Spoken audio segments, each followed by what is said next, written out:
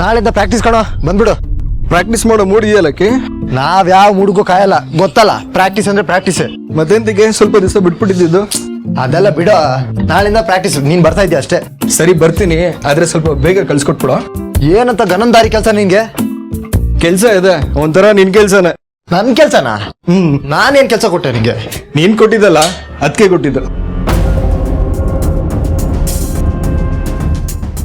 ಅದೇಗೋ ನನ್ ಕೆಲ್ಸ. ಲಕ್ಕಿ, ನಿನ್ ಪರ್ಸನಲ್ ವಿಷಯ ಕೇಳ್ತೀನಿ ಅಂತ ಬೇಜಾರು ಮಾಡ್ಕೊಂಬೇಡ. ಏನಾದ್ರೂ ಸಮಸ್ಯೆ ಇದೆಯಾ? ಇಲ್ವಲ್ಲ, ಯಾಕೆ? ನಿನಗೆ ಅಂತ ಅಲ್ಲ, ಮನೇಲಿ ಏನಾದ್ರೂ ಪ್ರಾಬ್ಲಮಾ ಅಂತ. ಯಾಕೆ ಹೇಳ್ತಾ ಇದ್ಯಾ? ನೀನ್ ಮೊದಲು ನನ್ನ ಪ್ರಶ್ನೆಗೆ ಉತ್ತರ ಕೊಡಪ್ಪ. ಏಯ್, ಉತ್ತರ ಕೊಡೋಕ್ಕೂ ಮುಂಚೆ ಯಾಕೆ ಹೇಳ್ತಾ ಇದ್ದೆ ಅಂತ ಹೇಳು. ಅದು ಗೀತಾ ಅವ್ರು ಸಿಕ್ಕಿದ್ರು, ಒಂದ್ ಮನೆ ಹುಡ್ಕೊ ಅಂತ ಹೇಳಿದಾರೆ.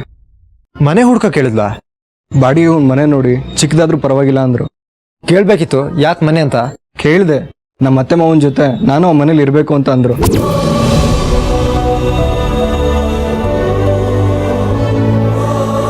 ಎಲ್ರ ಮನೇಲಿ ಏನಾದ್ರು ಒಂದು ಸಮಸ್ಯೆ ಇದ್ದೇ ಇರುತ್ತೆ, ಆದ್ರೆ ಹೊರಗಡೆ 4 ಜನ ಗೊತ್ತಾಗ್ಬಾರ್ದಲ್ವಾ?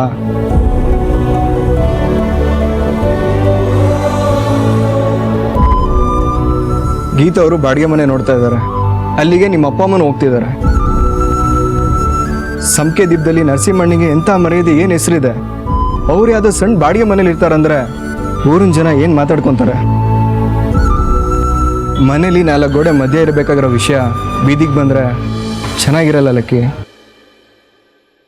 ಜೊತೆಲಿ ಗೀತಾ ಅವರು ಅವ್ರಿಗೊಂದು ಕೆಲಸ ನೋಡೋಕೆ ಹೇಳಿದ್ದಾರೆ. ನೀನಿದ್ದು ಅವ್ರ ದುಡ್ದು ನಿಮ್ಮ ಅಪ್ಪ ಅಮ್ಮನ ಸಾಕ್ಬೇಕಲ್ಲಕ್ಕಿ.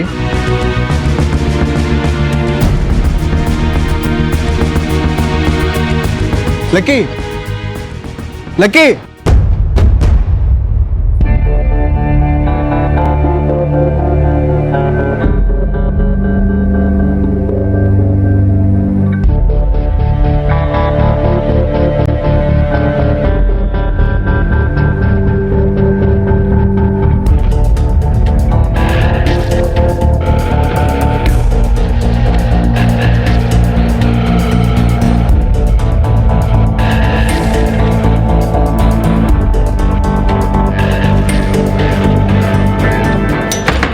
ಸರ್, ಮನೆ ತುಂಬಾ ಚಿಕ್ಕದಾಯ್ತು, ಬೇರೆ ಯಾವ್ದಾದ್ರು ಮನೆ ಇದೆಯಾ? ಇಲ್ವಲ್ಲ ಸರ್, ಇದೇ ಒಂದೇ ಇರೋದು ಚಿಕ್ಕದು.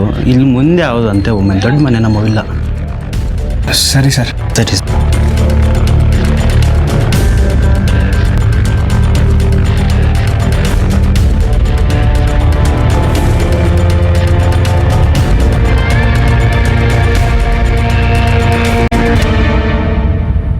ಗೀತಾ, ಗೀತಾ, ಗೀತಾ.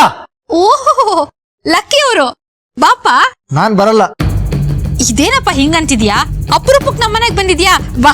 ಇಲ್ಲ ಮಂಗಳಕ್ಕ, ನಾನ್ ಬರಲ್ಲ. ಕರೀರಿ ಅವಳನ್ನ.